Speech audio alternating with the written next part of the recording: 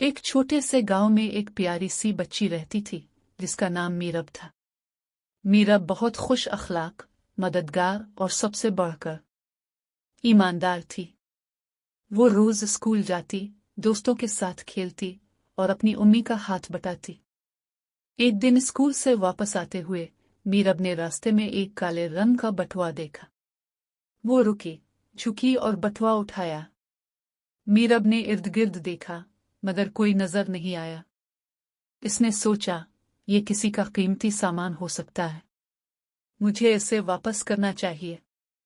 मीरब ने बटुआ खोला, अंदर कुछ पैसे थे, एक पहचान कार्ड और चंद पर्चियां। इसके दिल में एक लम्हे को ख्याल आया, काश ये बटुआ मेरा होता।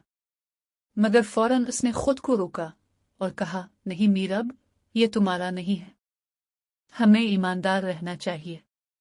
वो बटुआ लेकर गांव के कम्युनिटी सेंटर पहुंची जहां गांव के लोग अपनी खोई हुई चीजें तलाश करते थे। मीरब ने बटुआ वहां जमा करा दिया और कार्ड पर मौजूद नाम भी दिखाया। चंद घंटों बाद एक परेशान से अंकल वहां आए। वही बटुआ उनका था। जब उन्हें मालूम हुआ कि मीरब ने बटुआ लौटाया है तो वो बहुत खुश हुए। अंकल ने मीरब को इनाम देने की कोशिश की मगर मीरब ने मुस्कुराकर कहा, अंकल, मुझे इनाम नहीं चाहिए, मैंने बस वही किया जो दुरुस्त था। इस दिन के बाद पूरे गांव में मीरब की ईमानदारी की मिसाल दी जाने लगी। मीरब ने सीखा कि सच्चाई और दियानत से इंसान का दिल भी खुश होता है और दूसरों का भी।